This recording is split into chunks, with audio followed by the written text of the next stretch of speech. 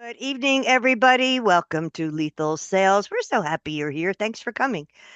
Tonight's topic is skill based hiring as opposed to hiring somebody based on their experience when their resume says they've been working 20 years here and 30 years there. And um, people these days are actually looking for what people can do before they want to hire them. And we're going to be talking about the pros and cons, what you think of it in general, and where does it fall apart. And we're going to start with who hires here. That would be me. Okay, then you Um, start. I'm going to blow up our whole thesis because and Tim is killing them. Russell Hill's building an amazing company. Everybody in this damn program is rocking and rolling. I think you'll agree with me, Tim. You don't try to hire for skill or experience. You try to hire for attitude because somebody with a great attitude they can be trained, they can be taught, but a jackass with skills is useless. I think attitude is everything. And by the way, one small thing, and then I'll jump right back to this. We are sneaking perilously close to May 22nd. We're trying to get a full head count so we know how many people we have to serve a lavish lunch to. Mr. Nielsen, if you know anybody, May 22nd, myself and Sean Armour are going to have a sales BDC workshop on how the two departments can work together. I know Wendy's trying to pitch in. If anybody knows anybody that's interested, we're trying to gather up all our numbers so we know, and it would be more than appreciated. But jumping off of that track, I think if you hire for attitude, I don't think you can go wrong because with experience, do we all agree? I'm leaning on Tim a little bit because he's making marvelous things happen. Tim, sometimes with too much experience, they get a little stale. They tend to take some shortcuts, kind of like been there, done that. And skills, Russell, you managed places before you started your terrific company. Do we all agree we've all seen the guys come in that are handsome, the women that come in that are beautiful, people with an incredible gift of gab, and 4 days later they're gone. And then you hire a guy that's average and free works for you for 11 years and generates. So I honestly think attitude trumps everything else. But Peter, what's your opinion? Well, I'll agree with you 100% there, Larry. I think attitude, mindset, and passion are your three biggest traits when you're hiring someone. Um, you again, you look at some of the most successful groups in the world. Sewell Cadillac, for example, will not hire you if you worked at a car dealership. End of story. They do not want You anybody. also have to have a degree. It's absolutely 100%. They're looking for the right stuff, as NASA guys used to say.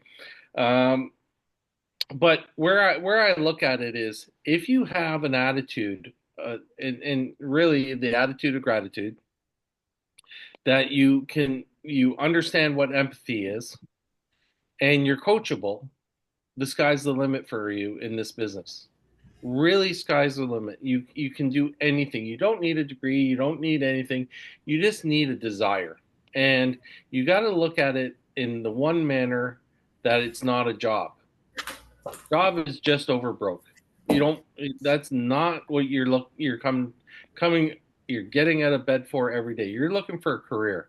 You're looking for something long term. You're not looking for the next best thing, which is something that this industry has bred on the 30-day career model. And we got to change that.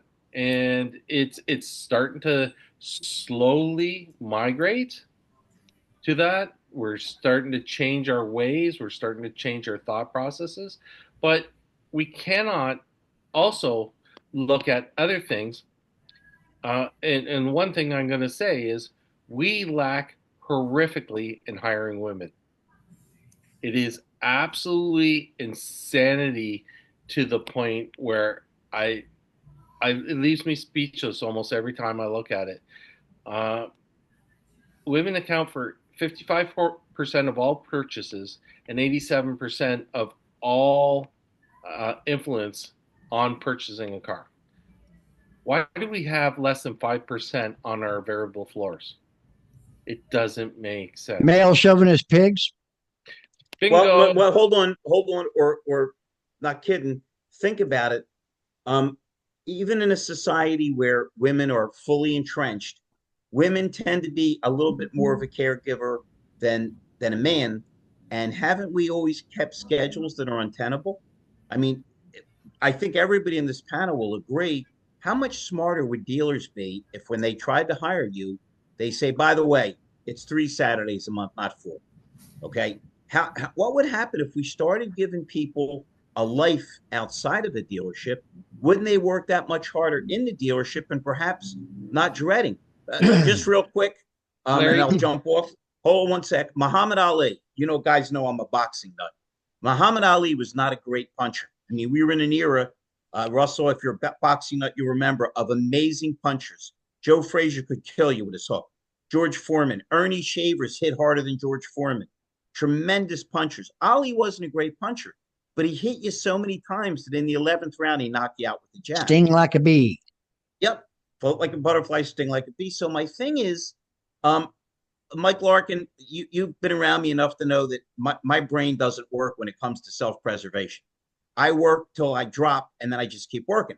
Here, I'm flying to Tampa Wednesday, Peter, so we can set the room up and kill it. And I just got booked to do 2 days at a Kia dealer who begged me. He says, I don't even care. You'll train them later. I need people. But once in a while, and I hate to admit this, Wendy, I feel so tired. I'm driving. I forget what exit I'm supposed to get off of because we get worn down. So if we want to see more women, if we maybe want to see better people, I think one of the keys is the schedule. Because the one thing about this job is you can make all the money in the world. Look at how successful we all are, but it eats your life. Agree, Peter?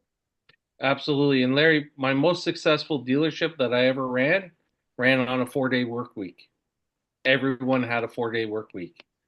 Sales, techs, ancillary staff, everyone worked 4 days. They didn't work 5. They worked 4 10-hour days, and they had 3 days off. Cool. All in a Hey, row. Tim, you are absolutely setting on fire. Now, this is the second damn dealership you've been at where you tore it up. What are your thoughts here? So thoughts on hiring. I'm always looking for, like you guys say, attitude. I'm looking for someone that's coachable, and I'm looking for work ethic. And when I say work ethic, are you coming to work to work? And again, I'm teaching this team right now about that is when you're here, be productive. We do a couple check-ins throughout the day with our teams, not to micromanage. I don't believe in micromanaging the teams. I allow them a lot of freedom, but there's a couple check-ins we do in a day with this team. And this team is very young. Most of the team members on the sales team are 30 or under. So this is their first sales job. So for most of them. So it's just doing quick stuff like quick check-ins throughout the day. And you're not necessarily, the manager's not going to you, but you're going to the manager. Just bring them what you're doing. What appointments you have set up. How many phone calls have you made, or how many contacts you've made, more so than just phone calls. But just key things like that with the team. But that's what's allowing them to see that little bit more productivity throughout the day. And getting them all involved with the celebrations. You see the confetti celebrations and stuff. There's a lot of them involved. They come grab me. Hey, Tim, let's go get it. And they get them excited about what they're doing here and everything. But I also agree with you on a lot of you guys on this with women. I'd love to have more women into the business on the sales floor. When I was down in Texas, I seen how they could absolutely kill it in F&I and just and wrote $2,500 a copy like it was nothing, 2.5 products per deal, 60% VSC when I was down there, and just seen that aspect and I go, man, I want that also up here. So we need to do a better job, at least here. I mean, like here in Columbus, Ohio, we need to do a better job of recruiting and bringing in women into this work spot. And I think that's key because that could be a game changer in your dealerships because it's like I think it also takes customers sometimes off guard. And I think also when other people appreciate it, when you have not a very diverse sales floor, but also when you have men and women on the floor working together as that team. Women would rather deal Absolutely. with women, and men would rather deal with women. If we could pick that up a little bit, we'd be in great shape. Before we jump to Wendy or Jeff Scherer, Tim, when you do the check-in, since they're all under 30, do you ask them to name what band Paul McCartney was in before Wings? Because it's important. I Ah, doubt if they know that. Because me and Russell would have immediately excommunicated them. So yeah, we try to stay away from many things like that. We try to stay away from the Eagles. Man, I'm a little scared about bringing up Aerosmith or Motley Crue or Metallica with them because they don't even know who those guys oh are. my gosh, man. Yeah, I that's can see that, but everybody should know about the Beatles, mm, but they don't. I had a class today, Tim, and I was talking about breaking your conditioned boundaries, and that you have to stop saying I can't and start saying why the hell can't I? And I asked two or three smart kids, what was penicillin derived from? Well, of course, it's moldy bread.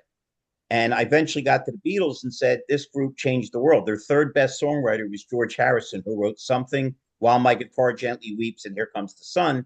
And they were so little thought of, they put him with George Martin, who, as Russell knows, was produced comedy records. Just luckily for the world, he was a classically trained musician also.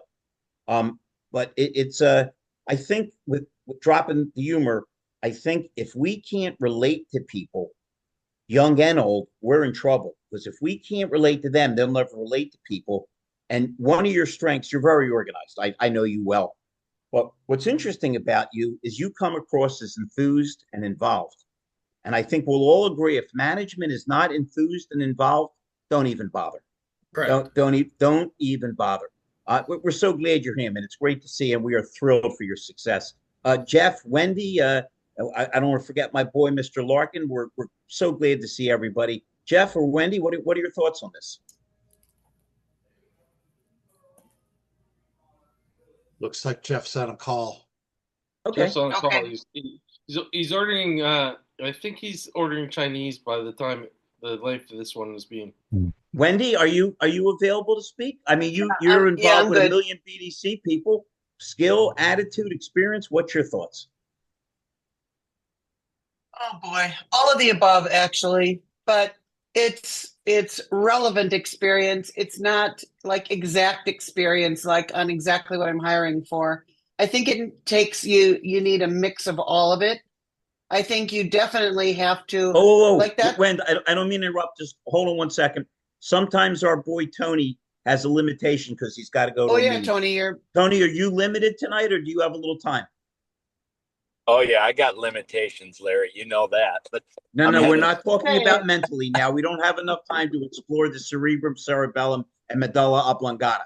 Would you like to speak? And we will table our lovely friend Wendy till after you speak. I just didn't Yeah. want you to pop in and then not get your say, my friend. Yeah, well, I'm on my way to my small group, so just a couple thoughts.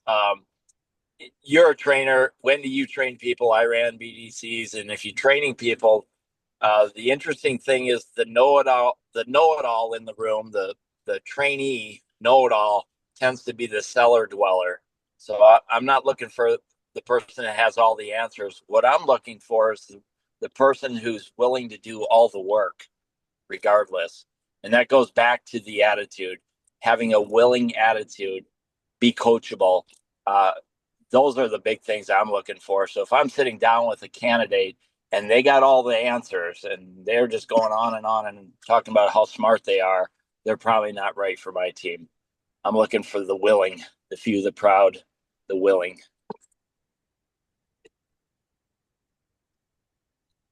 And that's how it works. How? Honest, open, and willing.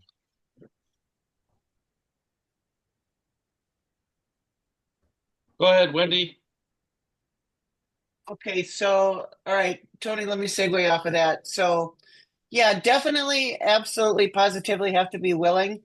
And I'll add to that, like when I say I think it needs a mix of everything, what we've always done is start out with a meet and greet for like 15 minutes, where first of all, and it's not Fred anymore. It used to be Fred. But just to kind of talk to people, because I think many times people will rehearse for interviews and they have all their canned responses, what they think you're going to ask. They'll try to set themselves up for what they think you're going to ask, so they have rehearsed answers. So you got to do something, the same as your conversations with real people. There are pattern interrupts, so you need to do that, I think, when you're first getting to know the person, and then kind of see. And it's really weird. It's like a thing. Being trainable is super important too. And if you do like pattern interrupts, like when you're talking to a person and they're set for this structure thing and they see lack of structure, it's interesting to watch how they react to that. Because if they're going to be like that in a team situation, if they're not going to be able to, like, if they're going to think of everything in black and white and have it think that they're coming in and it's a task driven job. Nothing in automotive is task driven, nothing. It's performance based. So you have to be able to be part of a team, be willing to learn, be willing to pivot if whatever you know to be true about something changes and it's no longer effective. We have to be able to take the tools that we got, like I always talk about being a MacGyver of things, right? You do it a certain way. I don't care if it's a lead source or if it's a promotion or whatever it is. If it ceases to work, you need to pivot. You need to change it. You need to come back around and just figure out what does work and do that instead of crying over your spilled cornflakes. So that said, skill is great. Experience is great. Personality is important. I think it's also important, to Tony's point about being a know-it-all. People come in and they tell me, oh, I've managed all these people and I've done this and I was a lead BDR and I was this and I was that. And I always tell them, I'm sorry, but I don't hire leaders. I grow them. And everybody for me starts at entry level BDR like anybody else, because in order to manage or help manage people in those roles, you have to have lived them and worked them yourselves. So for me, it's everything, Larry, to land my plane. It is the personality, obviously, the willingness to be able to pitch in and stop, for God's sake, stop auditioning. Like you have these people, whether it's a vendor or a prospective hire, where you're already sold, you already want to move forward with them in whatever respect, and they just won't shut up about what they've done in the past. I don't care what you did in the past. I want to know, do you fit as part of our team moving forward? So that's it. That's what I got. Wendy, a lot of these folks, unfortunately, our society is destroying everybody's brain.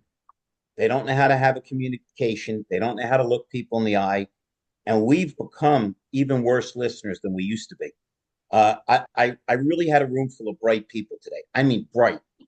But 4 out of the 5 bright people, when I said the simple thing, Russell's tired of me asking it, but I ask it every class. What do you say to the guy when you walk up to him on a beautiful Saturday, and before you can open your mouth, he says, I only have 10 minutes. I got to go watch my son play ball. I can do it in 10 minutes, or when can you come back, rather than what does your son play? We're bad listeners. We're bad communicators. And when you throw that in with, now I had a young kid today that's amazing. He's going to be a star, 19-year-old. But a lot of them, when you combine that with a lack of communication skills and a sense of entitlement, like, I'm here, where's my stuff? Mike, you work hard all the time. I work hard. This is a room full of hardworking people. I like working hard. I like the feeling that I put the time in and I accomplish something. But it's frightening how many people, because of the way they're raised, no disrespect, it's been 3 months. I'm not a manager. I'm not ready for a raise yet. I don't think you want to get mad at them. I think you want to feel sorry for them, because they don't understand how the building blocks should all be put together. Is Scherer still on a phone call? Yep. He's on hold from his AI. The AI's put him on hold. That stuff happens. Well, we got Mr. Larkin. We got my old buddy Gary Sillman. Obviously, Russell, if you want to expand on anything, we love hearing from all you guys. Good night, Tony, and have a great evening, sir. Good to see you, Tony. Hey, I gotta give kudos and thank you to Wendy for her room. The human side of AI, that was fantastic. Hey, we had a little technical difficulties, but we picked up the ball and ran with it. So thank you for the opportunity there. And I gotta thank Russell Hill. I mean, I wasn't there. When you did the presentation. Wait a minute, Russell. He just thanked you for not being there. I thought I was the one that got to torture people. I see. Oh, thank you for being sick. Thank you for bringing it up, Larry. Sorry Mark, for the interruption. You're a nice guy, but you're never going to be my front guy when it comes to being a diplomat. Am I right, Tim? He just thanked Russell for not being there. Hey. No, I want to thank Russell for his presentation the week before, because he went live with us online, and he taught me how to go online and do it in real time and not rely on PowerPoints. That's old stuff. You got to show people live. Show me, don't tell me. So going back to the message this evening, I don't think at the top they have enough tools, and if they have them, they don't use them. In other words, when you're a new recruit, they should know on the first day what the company's mission, vision, values are, and more, as far as, do I want to follow these guys? Do I want to run through a brick wall for you, the manager, interviewing me? And those mission, vision, values, if they're in line with the person that you're interviewing, and of course, a good attitude. You're looking for a good attitude, because attitude is everything. If they're not looking you in the eye and they're going, oh, my phone is ringing or whatever, they can't wait to get on their phone That's again. right. You know, they're in the preacher position, what I call it. They're looking down at their phone. I mean, but at the top, they need to know and share with their team their mission, vision, values. If they don't know that, how can you expect them to follow you and have a decent career with you if you're skipping that part? You know, I mean, all the personality tests in the world won't build a team if you don't have outlined and understood, and you're communicating your mission, vision, values, and such. And it's not your fault that you don't have the tools, or if you have the tools and not using them, is your fault. That's why I'm Mike, and I'm dropping my mic. I love it. Jeff, are you free yet, my buddy? Or are you still tied up with whatever the heck you're doing? Put water on that fire, but that's good. What was the question? We were Mike Larkin was just thanking Russell Hill for not being on a show, and we were deciding to send him to the United Nations, because why waste those kind of diplomatic skills? Matter of fact, Wendy is now officially naming his episode "The Inhuman Side of AI." Very catchy. We're talking about whether you should hire for skills or experience, and I interjected that I think you should hire for attitude, because you can help people with their skills, and sometimes experience is a negative, because I always ponder, if they're that good, why are they leaving, or have they gotten stale or maybe a little jaded? What are your thoughts, Jeff? Yeah, so I think the same thing. Is like, you know, why is this guy looking for work? You know, and if he's still working, that's a plus for me, because he's looking to better his situation. You know, if the guy just got discharged by a dealership or something, I might lean back a few notches, you know, and you don't really want to get into why that happened. I mean, we've all been fired probably once or twice in our life, and, you know, maybe it was our fault, maybe it wasn't, but I don't think harken on that. But I think too, and, you know, Peter says this all the time, it's like, hire the person from Starbucks that doesn't have any experience, you know, that's got the good attitude and the good personality and can talk to people all day long, man. We had some friends over last night, and, you know, unfortunately she just lost her job, and it's like, you know, and she's even thinking about looking into selling cars because she knows how to deal with people, you know. And man, Larry, you don't say it enough, or maybe you say it too much, I don't know which, but it's like, we're in the hospitality business. And if we can hire people that are good at that, I think the rest of it can work itself out. Right. I'm going to jump on that for a second, Jeff. And I'm going to direct this back at Tim because you're in I would say, a near premium German brand, especially when you sell $80,000 minivans. So you're right up there in the premium market. Do you expect your team to make X amount of phone calls, X amount of text, X amount of this, and this per day as an activity, or do you expect them to connect to clients X amount of times?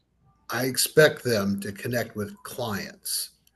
I would rather you make, if you made 10 phone calls or sent 10 text or emails out, but you got 3 people connected, those 3 people are way more valuable than you making 50 phone calls.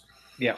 I'd rather, because everything we do during the day and then the check-ins, we're really designed. Are you setting a couple of appointments a day? Are you making connections? That's the big thing. Are you prospecting the right way? Are you talking to the service department? But really getting those connections throughout the day are key to being a successful salesperson like right now. Mm-hmm. So again, that's back into the personality and being able to be humble, empathetic, and a number of other things on the phone, and not be engaging, but not be intrusive. So go ahead. I was going to jump in one more thing though, but I also expect my sales management team to, if they need a finance call, the salesperson, hey, I'm stuck here, I need a finance call. I expect that management team right there to be on that phone call with them right away. It's not so much. And so you're training the salesperson how to handle that call. So the next time they get stuck, they know how to deal with it. But they also have a finance manager. They also have sales managers, or myself even, to jump on that call with them to help where again, I got a very young sales team where they're unsure of something, or they may not have been trained in the best way yet in that way, that they have an example in front of them. So there's an example set up in front of them on how to deal with that call, how to make that connection, how to set that appointment, versus also just, you got to make these connections. Well, wouldn't you agree? Go ahead, Peter.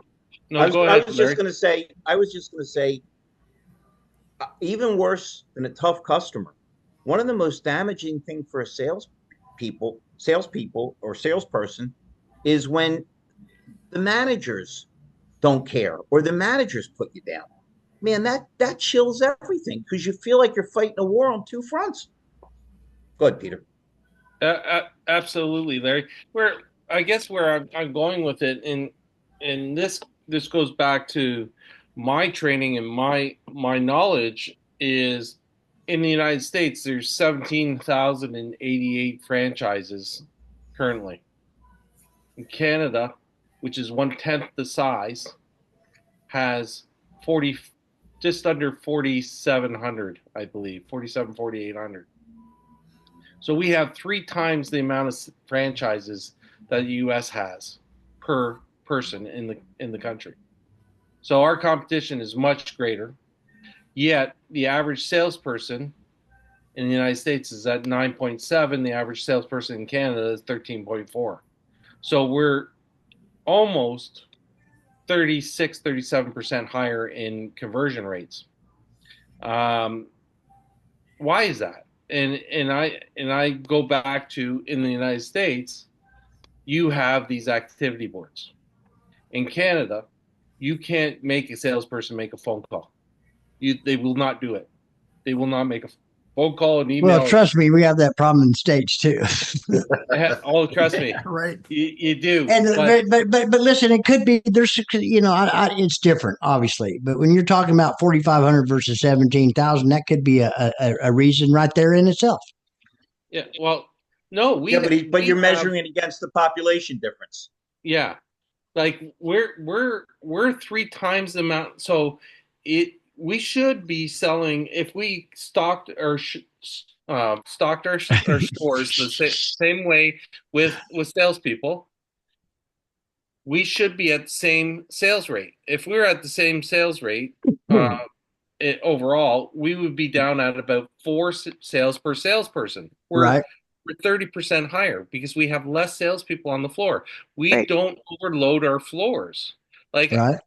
and no disrespect to you, Larry, but I've never ever heard in my entire career of working in Europe, Canada, and the United States of any dealership needing to have 5 to 8 salesperson people hired at once, or 10, or 12, or 15, and they do it all the time.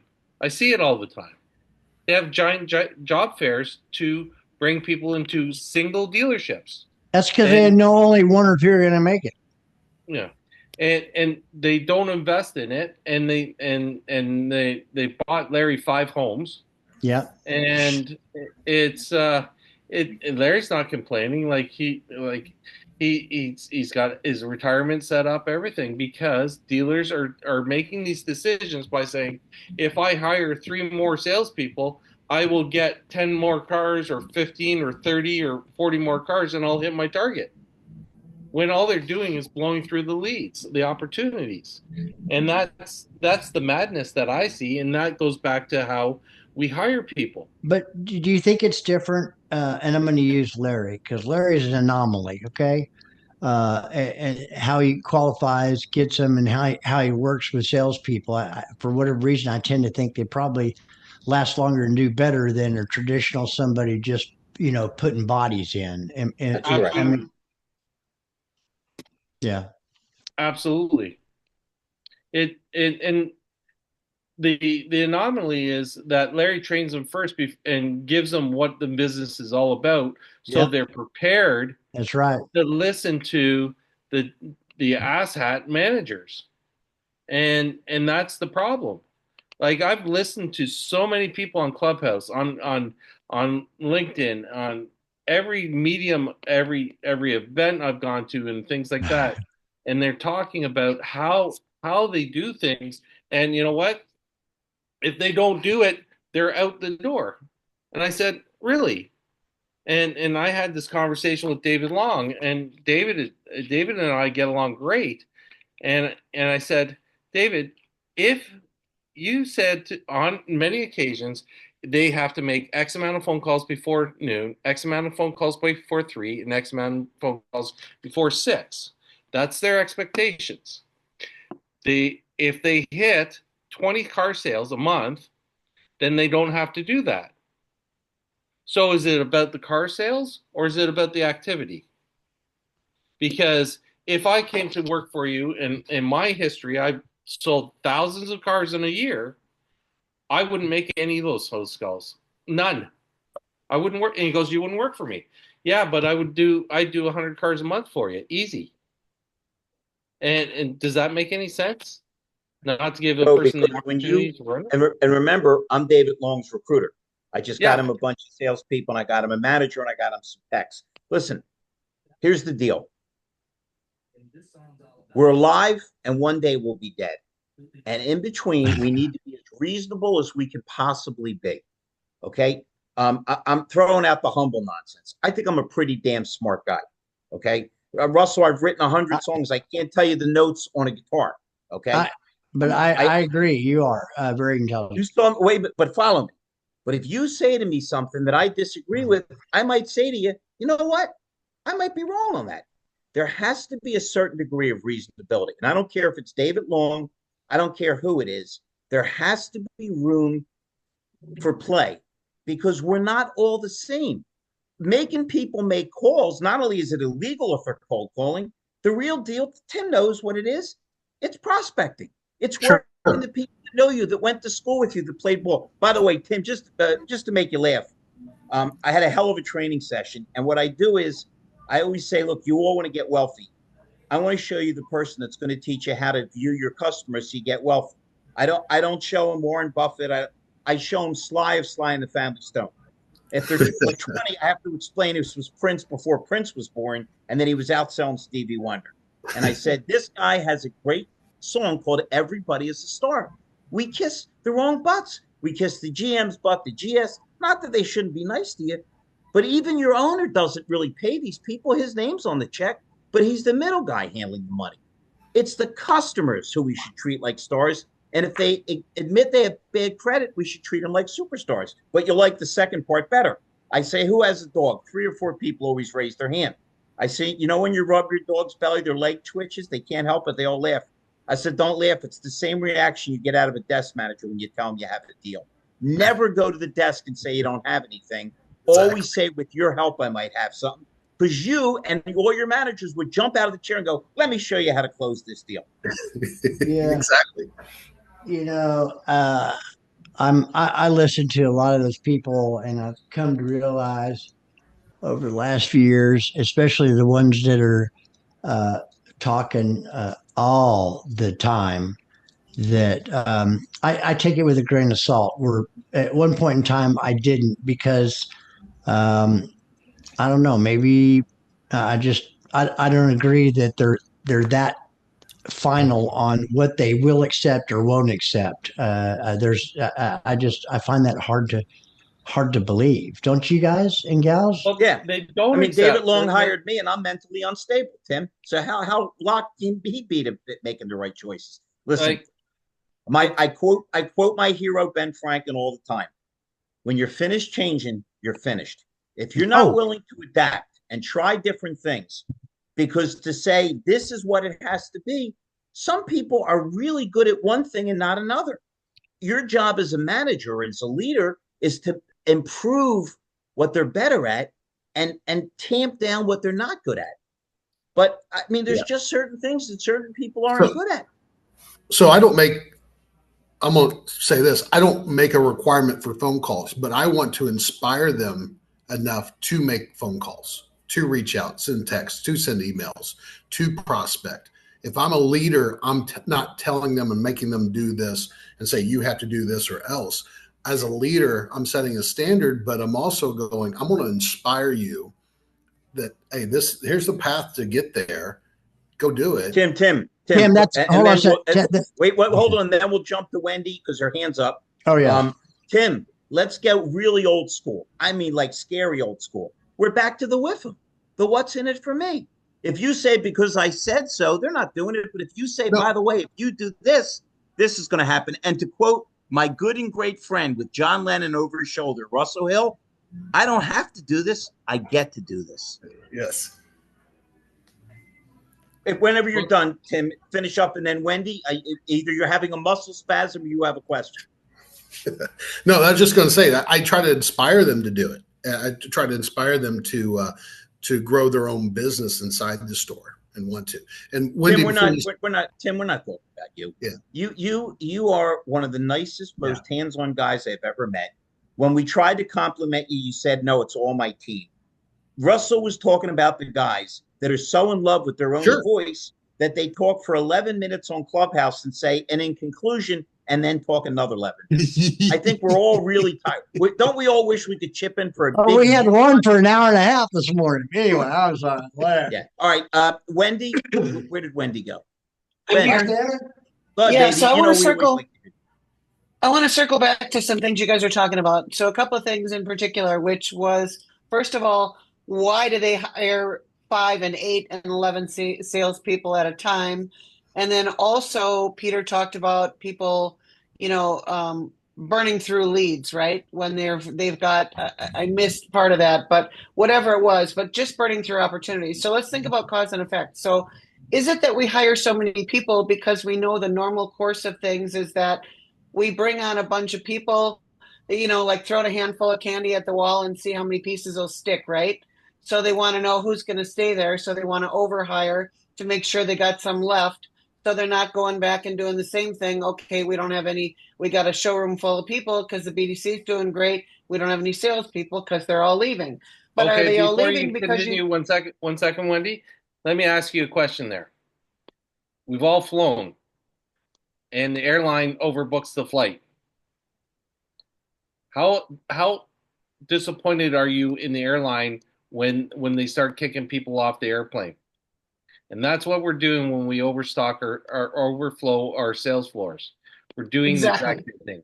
And that's what I'm working toward here. And then also, so what we're doing, then we're trying to occupy them, right?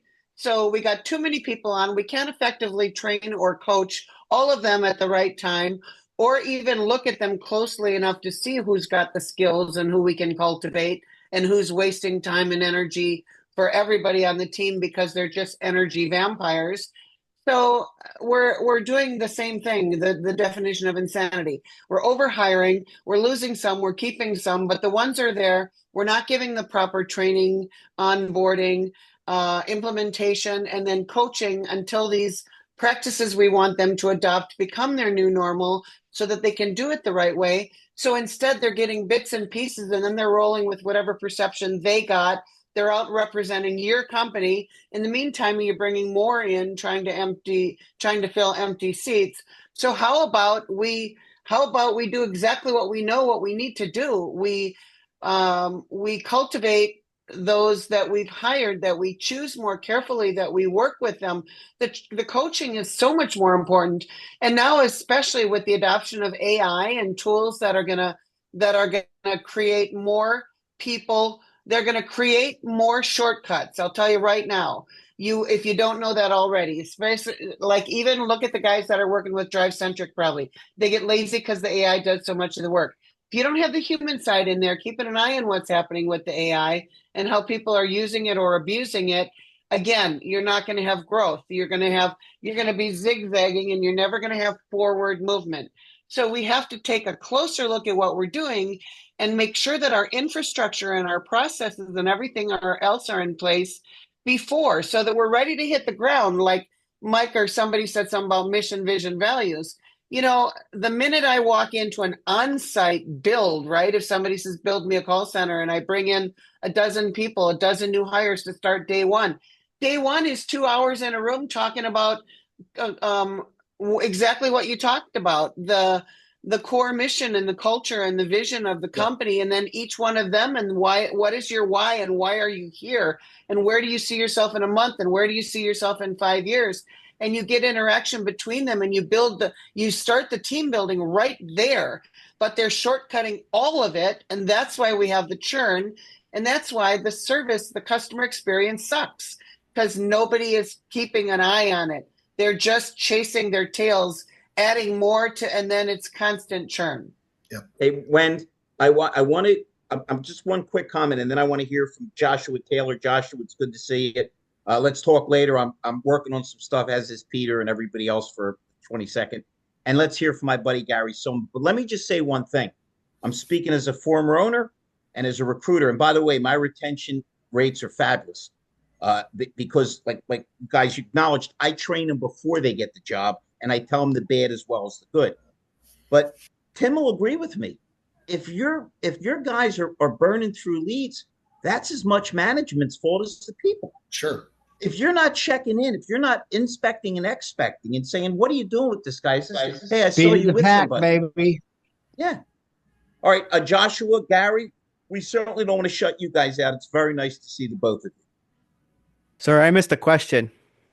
The question is, should we, the original question is stated by our good and great friend Rhonda, was, do you go for skill or do you go for experience when you're hiring? And I said you should go for attitude, because that trumps both of them. Because sometimes day, experience every day, being burnt out. From now until eternity, it's attitude. Attitude first, then everything else. You can teach skills. You can absolutely teach nearly every skill known to God and man. You can provide education, training, resources until the cows come home. But if the attitude to learn, the attitude to get better, the attitude to produce whatever the role is, it doesn't matter. If the attitude's not there, nothing else matters.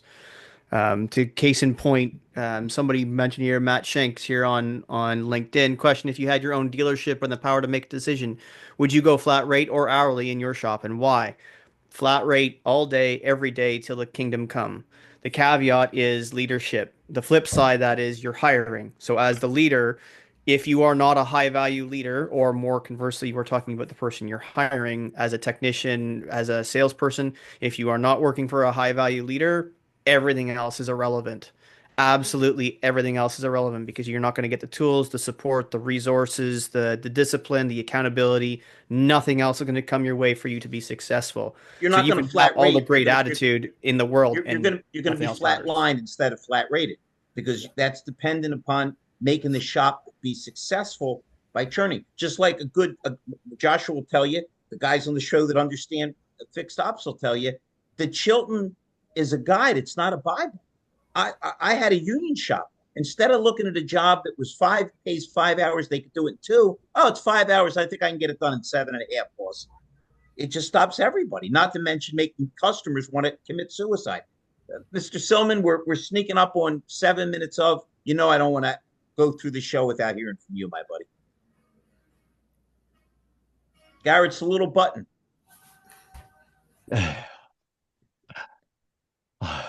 This is why Bill Gates fired Gary. Just couldn't figure out which button was the unmute button. There you are. I'm glad you're on, Gary. Russell Hill was talking trash. Luckily, I defended. Go ahead. All right. I'm chasing my dog in between everything. So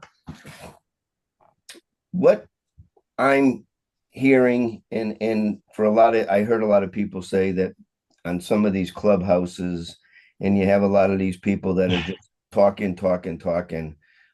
God bless all of you for sitting on there, because I can't even get on those things because I'm ready to blow my brains out listening to some of these heroes. Now, wait a minute. Wouldn't that be a misappropriation of time? Wouldn't you be better off shooting one of them and blowing your own brains out? Plus, we'd have one less person on the show. You see how selfish these guys are, Tim? I got to stay on top of them all the time. Go ahead, Sillman. You say zeros or heroes? Same difference, and it's their perception. Go ahead, Gary. So the culture, the BDC, the leads, the first party, dealerships are retail facilities. People buy from people they like. Dealers need to embrace that their employees are celebrities. And the people that are working in these dealerships on the floor, the dealer needs to learn today that those are their most important asset. And we see all of these new guys popping up. Russ flips whips. And some of these dealers like Beaver Toyota. And I think, Tim, you're at Germain. So that's correct. Have dealers that create culture that we're going to always produce winners and leaders. Because when you walk into that dealership, everybody needs to stand up. If you have people slouching in their chairs and they're not dressed appropriately, well, that's not a dealership. That's a facility for dealers to come and get aggravated. If you're going to run a dealership today, you got to run a dealership. That means you have to choose where your advertising money is going to go. And now that we understand AI and we can control first-party data, well, of course, we want to capture all that data, and we want to make our salespeople the celebrities. J.R. Toothman, his dealership is in West Virginia. He's in the middle of nowhere. But they drag more people into those dealerships because of there's this one guy in the beard, and they play around with each other. And the guys at Beaver Toyota, they're funny as hell. Yes, so of course you want to go work in those facilities because you can shine. And when the dealers and the GMs start realizing that everybody is a celebrity, if you have a young lady, of course you want to promote her. And if you have any kind, and you find your niches, we're in small communities selling cars to our neighbors. Let them shine. And see, it's always been that the owner wants to take the celebrity or the GM wants to take the celebrity. It's the lot boy or the lot kid or the service advisor. And so we need dealers to look at us as advertisers, as trainers, is the culture is give the customer what they want. They want to come onto your website. They want to go into a site and put in their name and get a password and learn about what they can do and get pre-approved, but you don't let them do it. Why? You want to come and drag them for 3 or 4 hours through the mud on the showroom floor and torment them back and forth? Find out what they can afford, find out what they're approved for, and have human contact.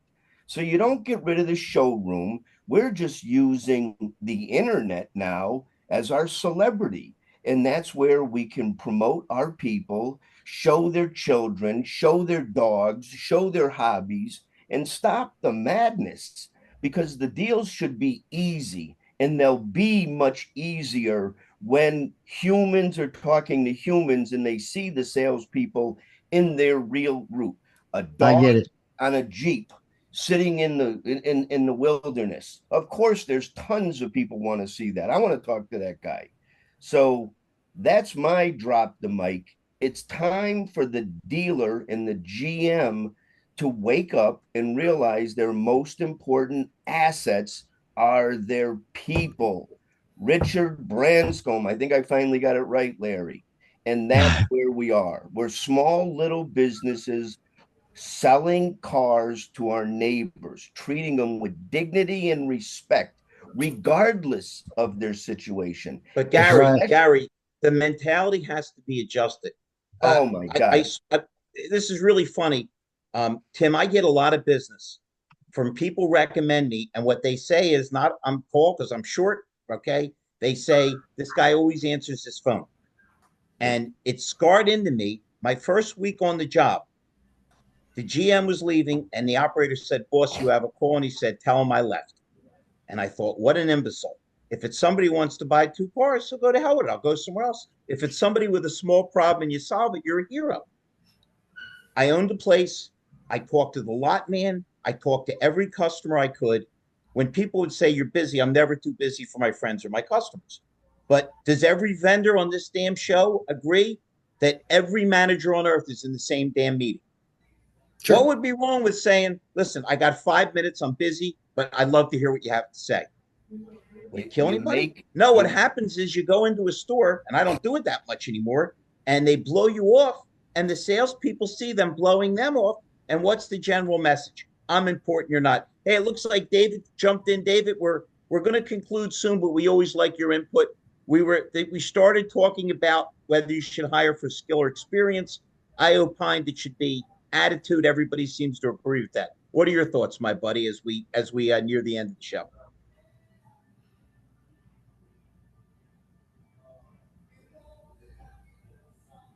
It was a kind of a strong opinion, David, but it was a good entry, but he might still have his mic still on. Yeah. Muted, David, muted. Well, if maybe David decides to jump in, great. If not, he's racing down the highway.